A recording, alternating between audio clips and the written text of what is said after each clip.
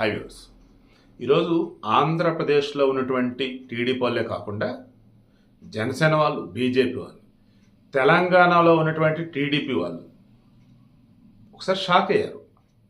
నిన్న గౌతు లచ్చన్న గారు మహానుభావుడు, ఆయన విగ్రహావిష్కరణ నూజివీడులోనే ఎక్కడో ఉంది. ఆయన యొక్క వారసులు అన్నట్టుగా మన గౌతు శిరీష్ గారు ఉన్నారు. చాలా మంచి మనిషి, ఆమె పలాస నియోజకవర్గం ఎమ్మెల్యేగా ఉన్నారు. సో గౌతు లచ్చన్న గారు ఏంటి, గౌడ సామాజికం చెందినటువంటి వ్యక్తి అయినా ఆయన స్వాతంత్ర సమరయోధుడు. సో కులాలకు అతీతంగా, ప్రాంతాలకు అతీతంగా అందరి చేత గౌరవ మర్యాదలు పొందుతున్నటువంటి వ్యక్తి, స్వాతంత్ర సమరయోధుడు. అతను రాజకీయ నాయకులు కూడా ఉన్నారు.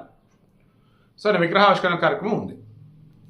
దీనికి ఒకే అధికారంలో ఉన్నటువంటి వాళ్ళు, విపక్షాల వాళ్ళు అంతా వస్తారు. కానీ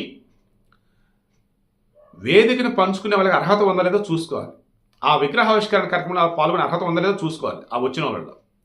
అలా జోగి రమేష్ అనే వ్యక్తి కనపడ్డాడు. ఎవరండి అతను? 2019 నుంచి 2024 వరకు ద వరస్ట్రా వైసీపీలో అంటే ఫస్ట్ పర్సన్ అతనే. అంత నీచంగా చంద్రబాబును అన్నాడు, లోకేష్ నాయుడు, పవన్ కళ్యాణ్ అన్నాడు.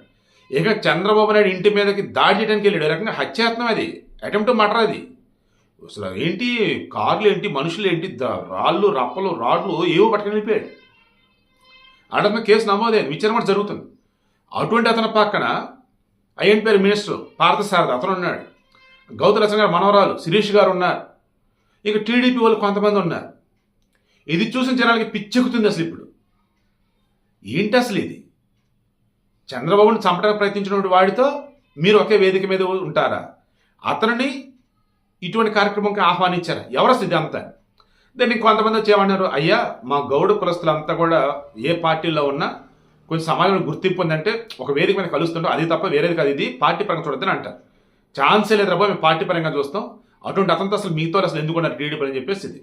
ఈ విషయం అటు ఇటు వెళ్ళి లోకేష్ గారి దాకా వెళ్ళింది. దాంతో ఇమీడియట్గా అడిగారు ఎక్స్ప్లెనేషన్. అసలు జోగి రమేష్ని ఎవరు పిలిచారు? జోగి రమేష్ కూడా మీతో పాటు అదే వేదిక మీద ఉంటున్నాడు అన్నప్పుడు మీరు అతనితో పాటు అసలు ఎందుకున్నారు? చూసుకోబడలా, ఎక్స్ప్లెనేషన్ ఇవ్వండి అన్నారు. మీరు చెప్పండి, జోగి రమేష్తో వేదిక పంచుకోవటం అంటే టీడీపీ వాళ్ళు ఎవరైనా సరే దాంతో దరిద్రం కొట్టండి.